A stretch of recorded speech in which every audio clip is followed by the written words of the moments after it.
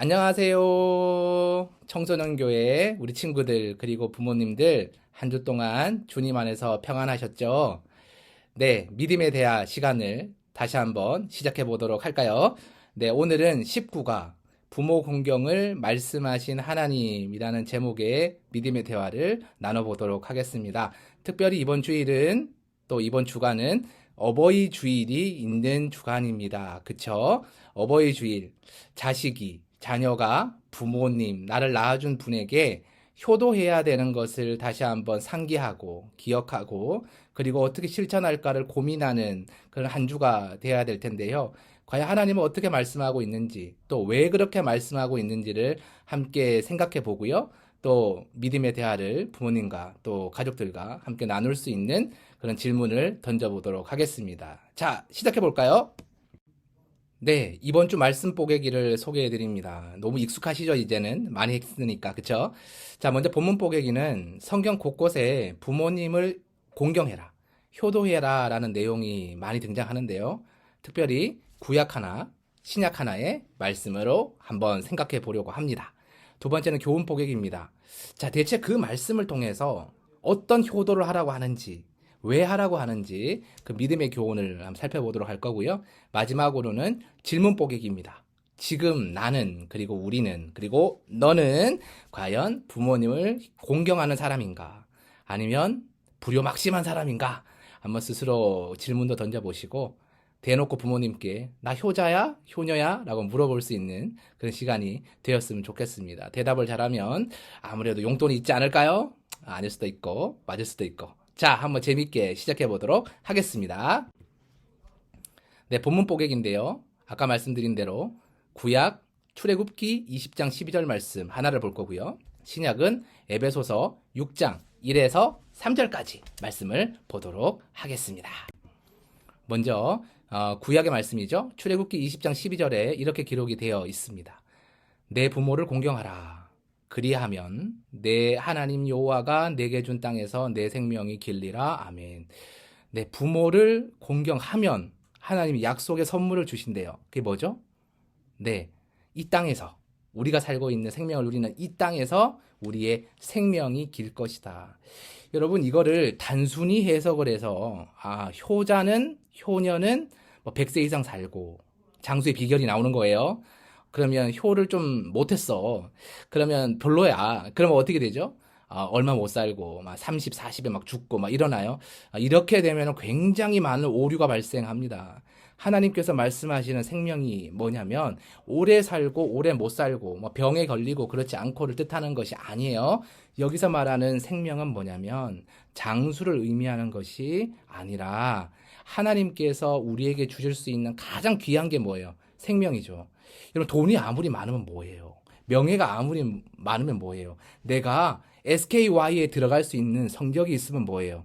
며칠 못 살고 죽는다는데 생명이 없다는데 그럼 아무 의미가 없잖아요. 그러니까 하나님께서 이 땅에서 우리에게 주실 수 있는 가장 소중한 가치인 그 생명을 하나님이 직접 꼭 붙드신다. 이게 길다라는 것의 의미라는 거예요. 그래서 생명이 길다라는 말은 하나님께서 이 땅을 살아가는 우리를 축복하시고 베풀어 주시고 꽉 잡고 지켜주시고 인도해 주신다. 좋은 표현 다 썼죠? 이런 의미라는 거예요. 그래서 부모 공경, 부모님께 효도하는 것이 하나님에게는 가장 아름답고 고귀한 일로 비춰진다라는 거예요. 그러니까 부모님께 효도를 하면 자연스럽게 내 인생, 내 생명 누가 책임져 준다는 거죠? 하나님이 책임져 준다는 거예요. 우리가 부모님께 효도해야 되는 가장 큰 이유겠죠. 네, 이번에는 신약의 말씀을 살펴보도록 하겠습니다. 에베소서 6장 1에서 3절입니다. 자녀들아 주 안에서 너희 부모에게 순종하라. 이것이 옳으니라. 그러니까 하나님 보시기에 효도는요, 해도 되고 안 해도 되고가 아니죠. 효도는 해야만 하는 마땅한 진리와도 같다는 거예요. 트루스라는 거예요. 두 번째, 너의 아버지와 어머니를 공경하라. 이것은 약속이 있는 몇 계명? 첫 번째 계명이라는 거예요. 여러분 가장 중요한 게 가장 먼저 나와요? 뒤에 나와요? 먼저 나오죠. 이 첫 번째 1이라는 숫자가 의미하는 것은 가장 으뜸이 되는 이라는 의미예요. 그러니까 하나님과 우리 사이에 약속의 계명들이 여러 가지가 있잖아요. 뭐 10계명도 있고 뭐 구약에는 613개의 율법까지도 있는데 많잖아요. 그중에 가장 먼저 나와야 되는 게 뭐라고요? 엄마와 아빠를 공경하는 거. 이것이 중요하다는 거예요. 여러분, 자꾸 이런 얘기 하다 보면 자녀들은 불편해질 수 있어요. 그렇죠? 청소년들은 불편해요. 엄마들은 와, 좋다 그러고. 근데 여러분 다음 주에는 이게 뒤집어져서 나오는 내용이 있으니까 걱정하지 마시고 보시면 되겠습니다. 자, 그리고 3절은 이로써 내가 잘 되고 장수하리라. 아까 있었던 그 신약의 말씀과도 이어지는 거예요. 그러니까 잘 되는 거. 우리나라 그 말 중에 표현 중에 내가 잘 돼야 되는데, 잘하고 싶어요. 잘 살아야 되는데, 이런 표현이 있잖아요. 이 여기서 말하는 잘은 뭐냐면, well-being이라는 의미도 있겠지만, 하나님이 붙드셔서 옳은 길을 살아가게 하신다라는 잘됨의 의미가 있고요. 여기서 말하는 또 장수라는 것은 단순히 우리의 수명이 길어진다라는 의미도 뭐 때로 있을 수도 있지만, 핵심적인 의미가 뭐냐? 우리의 생명이, 우리의 모든 것이 하나님 손에 있다. 하나님이 끝까지 나를 붙들고 놓지 않으신다.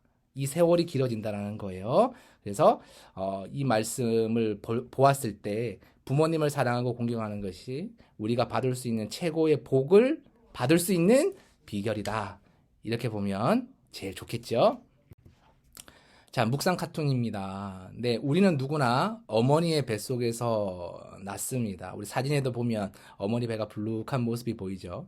그리고 갓 태어나서 이 아빠의 이 손가락을 겨우 잡을 만큼 손이 아주 작았죠. 네, 이렇게 절대적으로 부모님께 의존하고 부모님의 도움 없이는 우리는 오늘까지 살 수가 없었어요.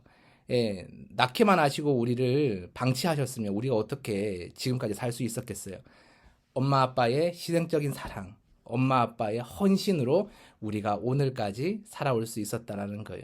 다시 말하면 부모님의 희생과 사랑은 우리가 부모님을 공경해야 되는 이유가 되고, 동시에 하나님의 사랑을 가장 똑 닮은 사랑이 이 땅에 딱 한 가지의 사랑이 있는데 그건 바로 부모님의 사랑이라는 거예요. 그러니까 하나님의 사랑과 부모님의 사랑이 똑 닮아 있으니까 하나님께서 지켜라 라고 말씀하시는 첫 번째 계명이라고 말씀하신 게 바로 부모의 공경이라는 거예요. 그래서 부모를 공경하지 못하는 사람은 하나님도 공경하기가 어렵겠죠. 하나님 공경의 훈련은 부모 공경부터 시작되어야 한다는 의미도 되겠습니다. 두 번째 묵상인데요. 네, 이 사진 두 가지 뭐 어디서 퍼왔나 싶죠. 퍼온 게 아니라 제가 직접 찍은 거예요. 제 딸 4살 배기 아이가 어린이집에서 어버이날이라고 만들어 왔어요. 자, 카네이션에 예쁘게 색칠도 한번 해보고, 엄마 아빠 감사합니다 사랑해요를 선생님과 같이 손잡고 써보기도 하고, 카네이션에 리본도 한번 달아보기도 하고 해서 엄마 아빠가 나를 낳아주셨고 나를 사랑하시고 날 위해 애쓰시는구나를 그 애기도, 제 딸도 안다라는 거예요. 사랑한다라고 표현도 해주더라고요. 자, 우리도 실천해야 되겠죠. 여러분도 실천해야 되겠죠. 어버이날을 먼저 기억하는 것이 가장 귀한 실천이에요. 매년 돌아오는데 오늘 못하면 어때가 아니라 오늘을 기억해서 부모님께 깜짝 파티도 해드리고 사랑한다라고 말씀도 드리고 꽃도 달아드리는 게 당연하고 연례 행사가 아니라 특별한 하루하루의 기억이 될 수 있다는 거죠. 그리고 두 번째는 마음을 표현하는 거예요.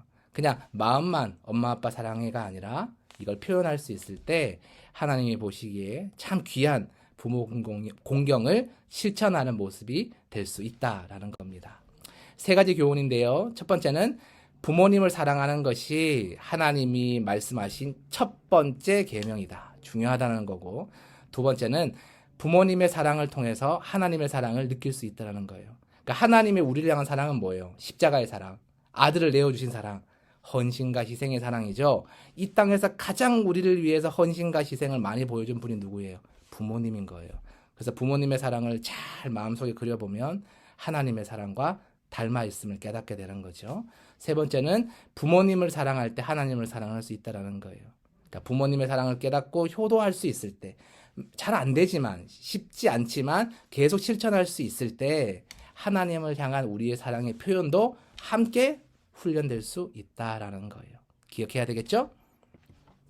자, 이제 가족들과 함께 믿음의 대화를 본격적으로 나눠보세요. 방금까지 배웠던 거, 들었던 거, 생각했던 걸 다 포함해서 두 가지 질문을 가지고 한번, 잘 안 보이네요. 두 가지 질문을 가지고 한번 나눠보세요.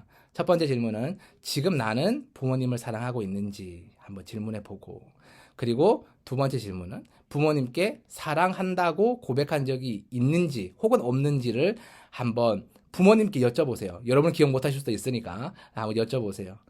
그리고 그 대답의 이유가 무엇인지도 한번 스스로도 대답해 보고 부모님의 대답도 한번 들어보세요.